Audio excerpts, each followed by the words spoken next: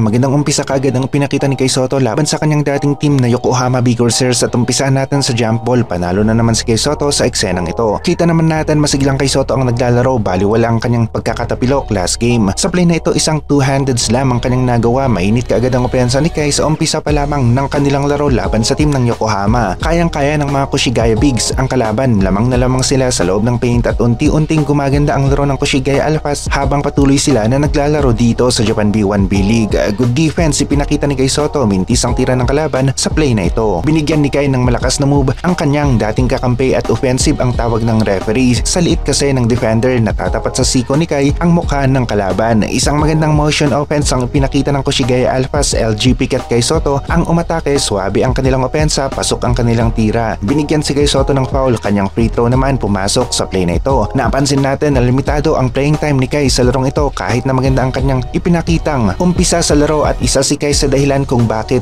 nakalamang ang Koshigaya na kanila namang nagawang alagaan hanggang sa matapos ang laro. Panalo ang Koshigaya Alphas sa game na ito laban sa team ng Yokohama B-Corsairs. Masyadong madali para sa team ng Koshigaya ang maka-score sa loob ng paint kaya naging advantage si Kai sa umpisa pa lamang ng kanilang laro, opensa-depensa at maging sa rebound. Rebound play Kai Sotto ang nakakuha ng bola sa play na ito. Bilis naman ni Kai sa eksenang ito, merong contact laban sa kanya pero referee walang pito. Natapik ni Kai Sotto ang bola papunta sa kanyang kakampi, pasa sa labas kay Team Suarez at ang resulta isang 3-point play. Good defense na may kasamang rebound ang nagawa ni Kai sa play na ito. Hirap talaga ang Yokohama. Ngayon, kitang-kita mas mahina sila kumpara sa team ng Koshigaya Alphas. Limitado talaga ang playing time ni Kai sa game na ito at marami ang nagtaka. Unang-una, mismatch masyado sa loob ng paint kapag naglalaro si Kai Sotto. Pagkakataon ito para maging dominant si Kai, kaya naman marami ang nanghihinayang ng mga fans ni Kai dahil hindi ito binabad sa laro. Kung titignan naman natin ay kayang-kaya talaga ng Koshigaya Alphas ang team ng Yokohama B-Corsairs. Kontrolado ng Koshigaya ang takbo ng laro. Halos lahat nga ay nakafocus na sa Gilas team, maging ang Koshigaya suportado nila ang kanilang player na si Kai Sotto na maglalaro naman ngayon para sa Gilas team. Para sa akin pwede rin o maganda rin na masigurado natin na walang humabol pa na injury dito kay Kai dahil gusto talaga natin na merong Kai Sotto laban sa team ng New Zealand. Malakas na team ang New Zealand at kakailanganin natin ang full rotation ng mga bigs ng Gilas para maging balanse ang laro ng Gilas team at kung walang Kai Sotto ay walang tatapat sa isang 7-footer ng kalaban na maganda nga rin ang ipinakita sa FIBA Asia Cup Qualifiers first window.